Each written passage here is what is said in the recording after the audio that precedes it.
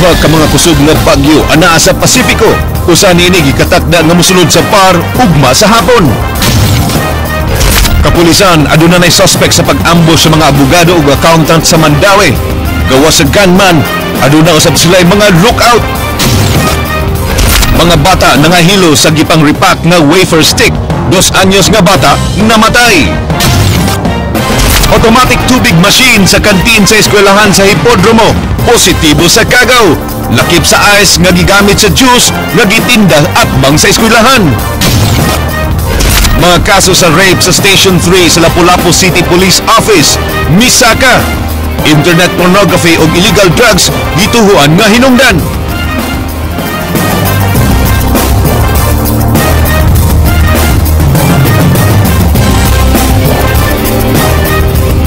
May hapon Sugbo, Kabisayan, gilubong na kaganihang buntag ang 2 anyos nga si Carl Jed Talingting, ang batang nalanag sa wafer nga hinatag sa ilang silingan. Matod ni Lapu-Lapu City Health Department Chief Dr. Rodolfo Berame nga kung siya ang pabuton wanay gamit kung ipaubos pa sa lab test ang wafer nga gikaon sa mga bata kay uwahina ang tanan. Wa nasab sila man ang hilabot sa investigasyon kay ang Department of Health na ang nagkupot niini. Kini ang istorya nga gisundan ni Jinky Rosit. Kining strawberry-flavored wafer steak na hinatag ni Gretchen, usa ka empleyado sa MEPS, mo'y gituuhang nakaingon kung nganong nangahilo ang mga bata sa pamilyang Talingting sa may sitio Malingin, Barangay Punta Enganyo, sa Dakbayan sa Lapu-Lapu. Lakip nga nalanag ang usa kay 60 anyos nga lolo. Gingong napalit ni Gretchen sa iyang kauban sa trabaho nga si Maricho Abukay ang maong mga biskwit. Kansang bana, nagtrabaho sa usa ka iladong kumpanya sa biskwit sa Dakbayan sa Mandaue. Dihang gikaon kini sa unom ka mga bata ug usa ka hamtong, gipangsakitan sila sa ilang mga tiyan, dayon nagsuka og kalibang. Mura man pud tong ilang gikaon mo. Daghan man sila pud niya. Nakuha na pud. Ang gisuka nila mo lang gihapon.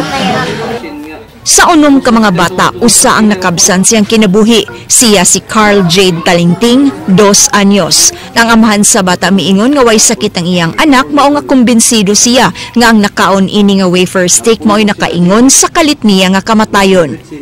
Ang da sa doktor, maliban naman doktor, kay ang iyang kasing-kasing na lata naman ko sa chemical sa kanang kuwan, manakunoy. Depensa ni Gretchen, nga wa niya damhang ang gibaligya siyang kauban, expired na. Mao nga hingusga niya ang pagpasaka og kaso, human malakip sa peligro ang iyang kaugalingon nga anak. Kanang andam sad ko nga mo file mo case kay dili guti ka atrasan kay ani good lisod gaayon ni kay nay nakalas ako anak na admit. What if kung ang katong unom siya nakakaon, what if kung nay ani unsaon ko nimo, unsaon ko sa pamilya kay ako may nagdasa biskwit diri. Alang sa aksyon, Bisaya, Jinky Rosit. Bisan ug wa pa mapaubo sa lab test ang sample sa Masi nga mo'y gipasangin lang nakahilo sa mga tinun-an sa Hipodromo Elementary School. Dako ang pagtuo sa City Health nga kini ang hinungdan sa pagkalanag subay sa medical record sa mga biktima. Nasuta sab nga dunay E. coli bacteria ug coliform ang mga automatic tubig machines nga napalibot sa maong tunghaan. Kini ang gisundan nga istorya ni Andrea Patanya. Nagit sila sa Hipodromo nga school. Wa pagyapon na paubo sa laboratory exam ang Masi nga mao'y gitumbok nga hinungdan sa pagkalanag sa mga tinun-an sa Hipodromo Elementary School niadtong Miyerkules. Kay hinungduman nga usa ka maestra sa maong tunghaan ang nangumpra sa maong Masi sa carbon ug gibaligya sa canteen.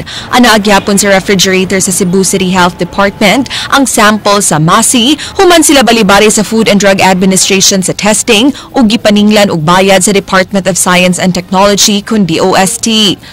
Karon wag pa-examine siya. So nangutana ko nganong ing anak man magbayad mo kuan kay ningon sila akong staff nga magbayad ko magyud no.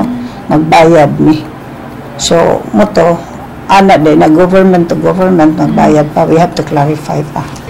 Nakagawas na sa tambalanan ang tanang 12 katinunan nga nabiktima apan nasayran nga dunasay nakapalit sa maong masi sa basak sa Nicolas diin nagsakit sab ang tiyan sa duha katinunan ug upat ka miyembro sa pamilya. Base sa laboratory results sa Cebu City Medical Center, food poisoning mao'y kasagarang hinungdan sa pagsakit sa tiyan sa mga pasyente.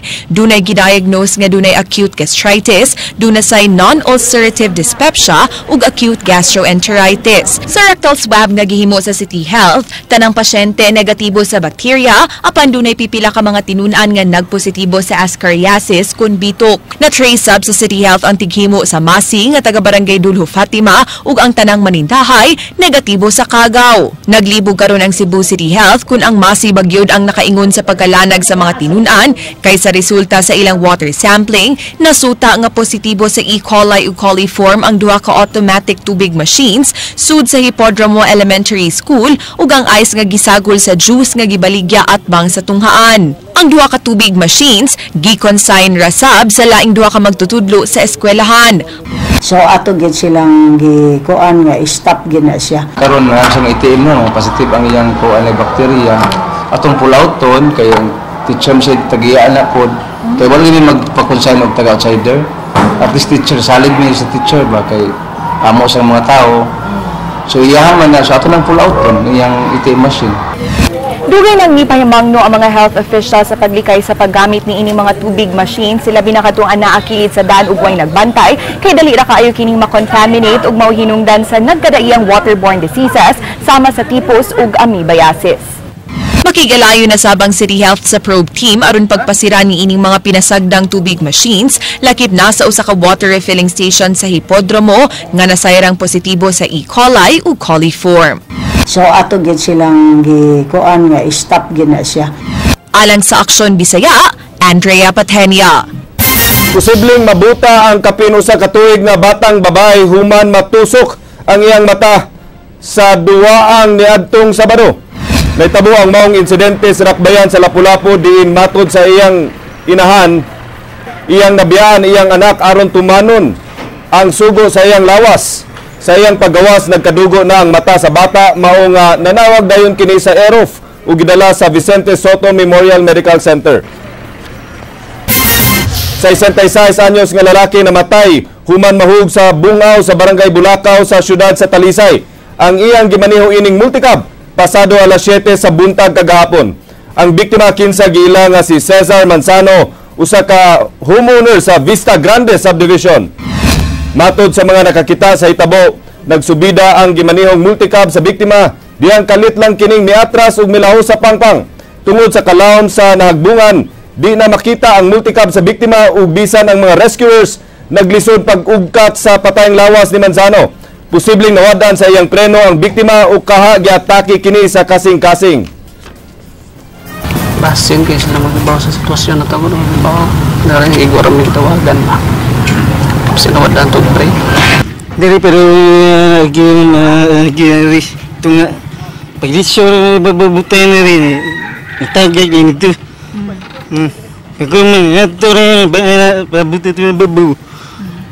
Natagay ito showbiz.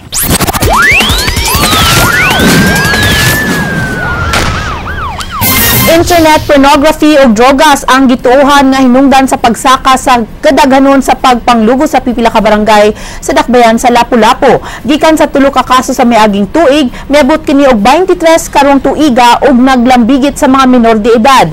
Ang mga kasayuran giaksyonan ni Leslie Caminada Vistil. Nagtingkagol sa prisuhan ang usa ka ama-ama nga miamong-among siyang duha ka stepdaughter. Si Boy Lim gipadakop sa inahan sa duha ka bata nga nagpangidaron og 6 ug 8 anyos human kini pahimusli. Sumala sa reklamo, iyang gibunlot ngadto siyang kwarto ang duha ka bata, naghubo siya siyang shorts ug gihubuan sab niini ang duha ka bata niadtong Sabado sa gabii. Gibaharan niya ang duha nga patyon kun mutug-an sa nahitabo kanila ngadto silang inahan. Apan tungod sa gipamati sa duha ka bata, nabantayan sa inahan ug mitug-an sa nahitabo kanila. Si Boy Lim nang himakak sa pasangil ug mipasangil nga gipangwartahan lang siya sa inahan sa bata. Wala na ako buhata na mo. Wala na ako buhata. So sa mga pagkitabo gipasangil lang magana ro. ang iyang gusto na pasanginlan ko niya ingon anang hitabo para lang mapriso ko o makabayad ko sa dungog sa mga bata. Mo file ta og kaso nga rape kay dako naman kinang scope nato sa rape ron. So not necessarily nga ang iyang the penis will be used, but any part or any object that will be inserted to any hole of the victim's body. Lain usab nga pagpanglugos na itabo kagabi. Usa ka 7 anyos nga bata ang nilugos sa usa ka 5 anyos nga bata. Padayon pa nila karong gisukit-sukit ang bata. Naalarma ng hepe sa Lapu-Lapu Police Station 3 nga nagkadaghan ng rape cases sa iyang area of responsibility. Sa miaging tuig, tulo lang kapag panglugos ang gika-report. Apan karon miabot na kini ngadto sa 21 cases. Drugas ug internet pornography ang gituan nga hinungdan sa pagsaka sa mga kaso sa rape sa ilang lugar. So according to the suspect nga 9 years old, permi niya makitaan nga may gibuhat siyang gidikanan because they're only living. Wala may room ang ilahang balay.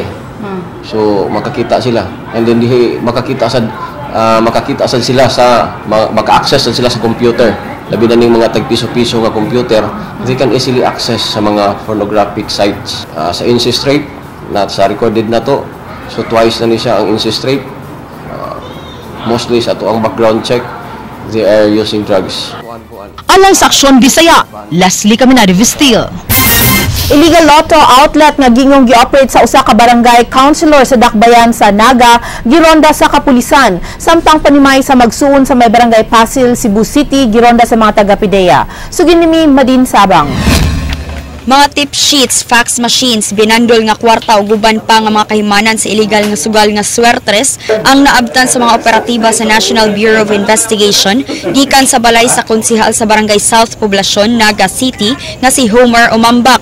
Kapinsa na po katawsab ang gipangdakop human naabtan sa illegal nga lotto outlet. Natigayon ang operasyon base sa impormasyon nga nadawat sa NBI. May mga nagbigay naman sa amin ng mga taga rito rin, ng mga informant namin na mayroon ditong illegal gambling operation. Nakasibat ang konsihal dihang nagdinaganay ang mga taong padung, murimit ug mupatad. Ni-sure ako, sir. Ni-sure ako. Nagpa-issue ako. Usa sa mga naabtang mipatad ang retiradong pulis nga si kanhi SPO4 Alberto Villena. Iyang giangkon ang sala kay matud pa offline ang tinuod nga lotto outlet sa ilang lugar. Kisa man ko ni tagian ni diri. Wa ko pa di man ba. Actually na ko ka sito naman rin. Sama ko mo aron ka.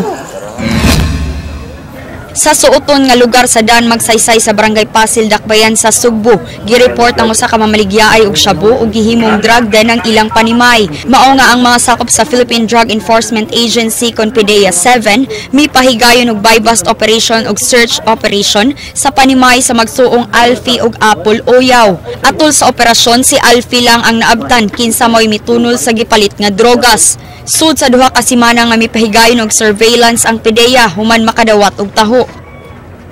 So, may kakategorize natin to na mataas na level kasi nga ang drug din isa sa dapat nating matigil sapagkat ito yung kalimitang lugar kung saan pinupuntahan ng mga drug users. So, napareport dito na maraming gumagamit ng droga, pumupunta rito sa bahay na to. Kaya ginawa natin, agad natin action upang hindi na lumagana pa dito sa barangay yung paggamit nila ng illegal na droga. Sir, aside nakuha gikan kang Alfie kining usa ka putos nga gituuhang shabu nga mobalor og 7,000. Nakuha sab atol sa search operation ang usa ka dakong putos sa gituuhang shabu gikan sa kwarto ni Apple. Na-recover sab sa PIDEA ang usa ka gihulagway nga wildcat nga giingong gipailisan og usa ka user aron makasuyop. Nagbigay ako ng utos na i-turn over ito sa DNR dahil ito ay isang endangered species. So hindi dapat ito inalagaan sa bahay at kailangan may turn over ito sa tamang authorities ang DNR. Usa sa mga dinakpan mao si Junil Canoy ang giingong kauban ni Alfie. Apan mipasangil kini nga gidiretso lang siya og sikop sa PIDEA nga way igong basihan kay wa siya masakping nagsuyop ug wa sab siya maapil sa buy-bust operation. Wa na muhatag og komento at tubangan sa kamera si Alfie apan iyang giangkon ato sa pagpangutana sa PIDEA agents nga igo lang siyang namorsyento apan di gyud iya ang dakong putos nga nakit-an. Ganong idagan masad ka? Nidagan, niguro na sa kuhan, nagagalingon. Ano naman, maligya day kag drugs. Wala, gingnan mo na nga. Ay, daga na. Hindi ko magpakuhan mo ba? Pero ikaw malagi nito no kanina pagbaywas. Hindi lang, hindi ko magpakuhan mo. Hindi na sa kumukumit mo ba? Pero magsuyupan ka. Tama, pakuhan mo lang, tagtis naman ko man. Alang sa Aksyon Bisaya, Madin, Sabang. Usa ka tricycle driver gipusil kaganihang buntag diha sa eskina sa Dalan B. Aranas ug Carlac. Ang aksyon nasundan ni Leslie Caminadi Vistil. Wanay kinabuhi ang usa ka tricycle driver nga gipaulanan og balas sa wala mailhing nagmotorsiklo niini eskina sa B. Aranas ug Carlac Street sa Barangay Pahina. Wa na matabang sa mga sakop sa Cebu City Emergency Rescue Team si Ariel Capul nga nakaangkon og samad pinusilan siyang ulo. Matud sa kauban nining tricycle driver, 5 ka buto sa armas ang iyang nadunggan ug iyang nakita nga gitiwasan ang biktima bisan og nahagba na kini. Dungan na bubutaw. Ano buto? Mo dito dukot dagan tungkuan driver sikat ya pagka dagan tuwasan pa nigo naman siya di kuagi siya nigo sa patay ko siya hayal siya. Matud sa amahan sa biktima, napriso na kaniadto ang iyang anak tungod sa pagpanguha og kable nga ilang ipatimbang apan wa siya nasayran nga kontra niini. Kaya diri, dagan siya o mga amigo sa diri, mga tricycle driver sa... So, kung sa'yo pagtuunin mo nga, anong ipatay mo anak? Wadyo kaya diya yun na yun. Kaya wala mo na dunggan ko nga na mga kontra niya, kaaway niya.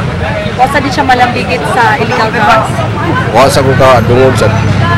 Apan sumala sa mga istorya sa mong lugar, ilang namatikdan ang biktima nga nagpanghadlok tungod kay adunay mong pusil kaniya. Susihon pa sa kapulisan kung unsay motibo sa pagpatay kang Ariel. Nagsakay siya sa sika niya, padoya sa uli, iyang kalipin. Nagsukat sila ni sakay. Pagtira niya, iyang kalipin niya. Karon, going back to investigation kaya ang kalipin. Mura pag nasyak pa, di pa nato mapugos og istorya. Basta kay ang katira, sakay yung motor, pero ang driver niya wala ka helmet. Alang sa Aksyon Bisaya, Leslie Caminadi Vistil. Aduna na yung mga pangalan ang mga pulis sa posibleng mga sospek sa pag-ambush patay kang Attorney Amelie Alegre ug mga kauban. Upat ka anggulo ang gilantaw sa kapulisan nga posibleng motibo sa ambush. Ang mga kalambuan sa mga balita giaksyonan ni Leslie Caminadi Vistil.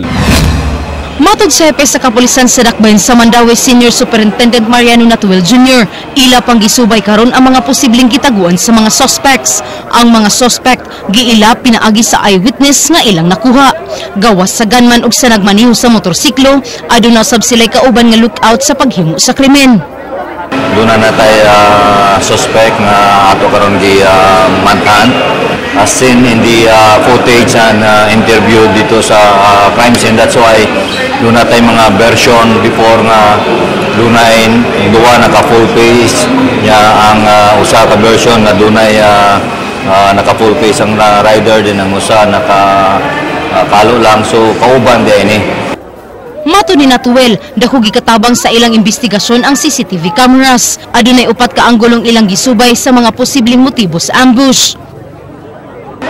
So far, sa ako walang kuhan, that's why by tomorrow we are in the process also of elimination sa possible angle. So kini mga upat na ka angle ang togi tutukan karon. Nag-signify na to sila nga they want also to talk with me. So nagpaabot na lang ta sa schedule, no? Kung kano sila makaana sa opisina because they want also to shed light, no, sa mga pangitabo. Niadtong Huwebes sa gabi, gitaparan sa nagmotorsiklo ang sakyanan ni Attorney Alegre din sa kaysab niini si Attorney Bricio Buhost ug Anthony Pino nga accountant sa ilang law firm. Patay si Attorney Alegre, samtang samaran si Attorney Bricio Buhost sa walang pahin siyang paa ug si Pino naigo sa balas siyang tiyan. Alang sa Aksyon Bisaya, Leslie Caminadi Vistil.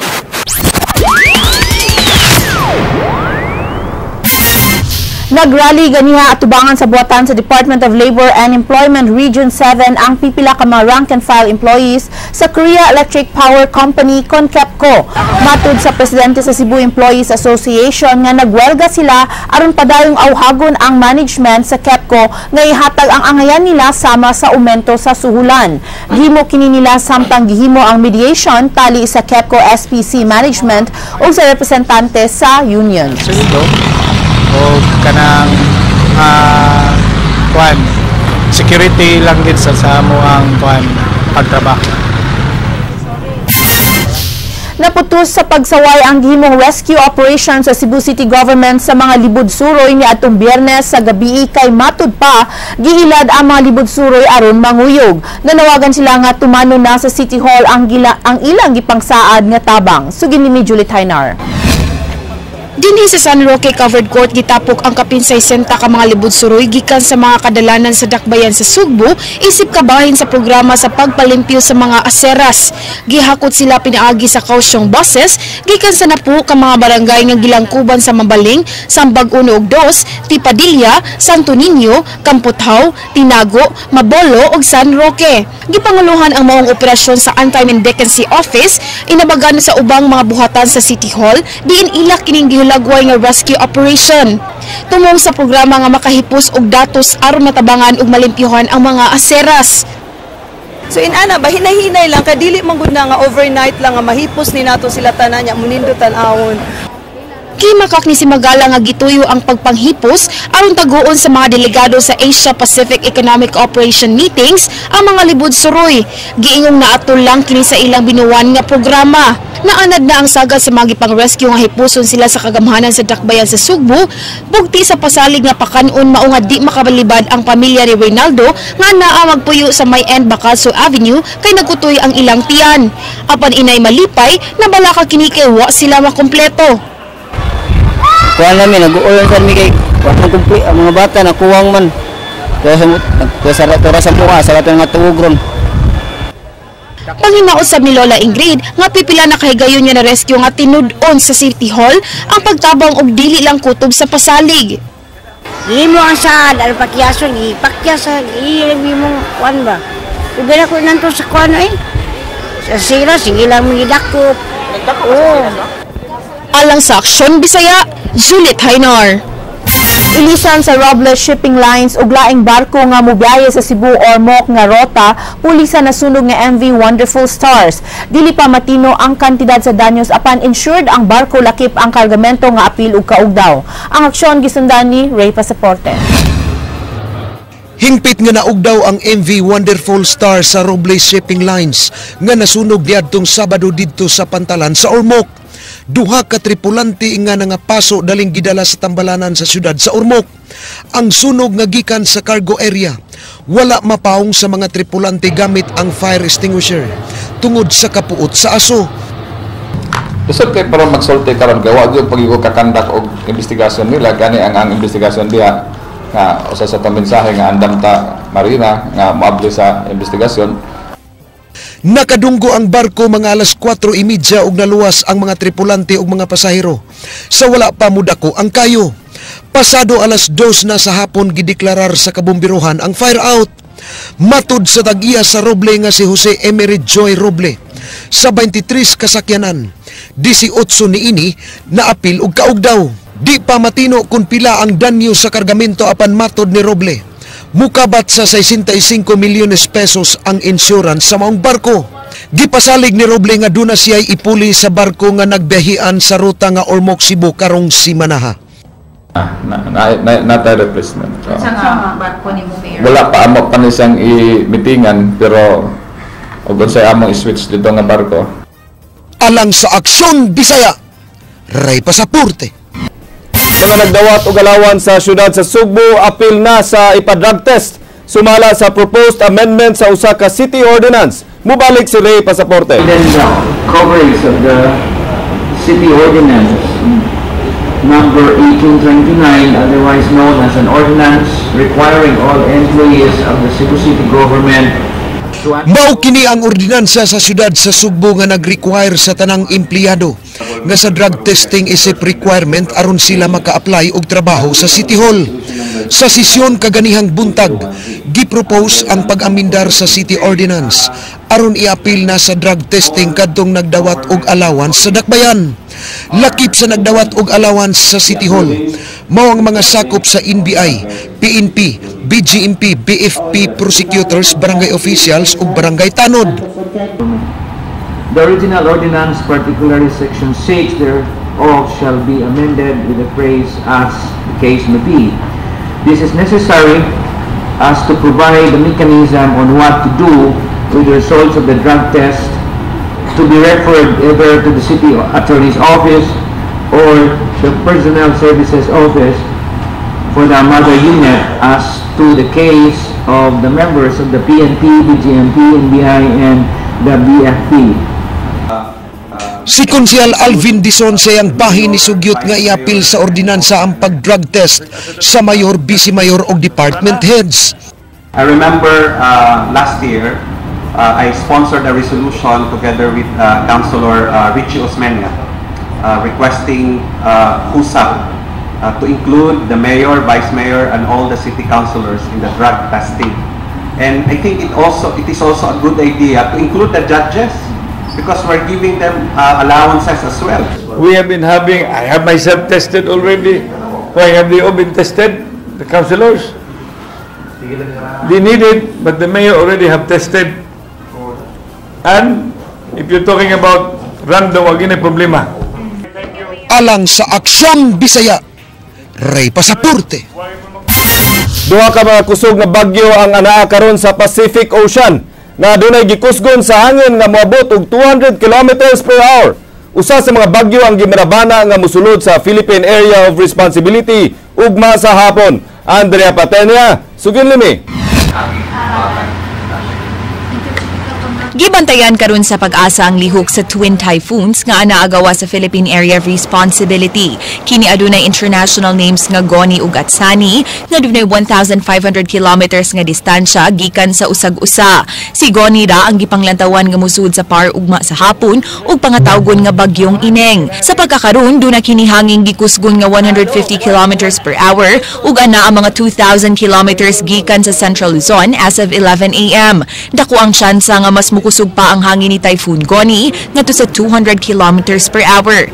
Nagliho kini west-northwest sa gipaspason nga 20 kilometers per hour ug sama ni bagyong Hana, dako ang posibilidad nga di kini mo landfall sa nasod apan mupid-pidra sa kinatumyang bahin sa Northern Luzon. Karong Huwebes pa masinati ang epekto ni ini dinhi sa Sugbo tungod sa paghigop ni ini sa hanging habagat nga makamugna na sab og dagkong bawd, mao nga posible na sab nga makanselar ang mga biyahe sa barko. Keep update sa pag-asa kay posible by Thursday we will be issuing a gale warning. That is very important for the safety operation of the seafarers.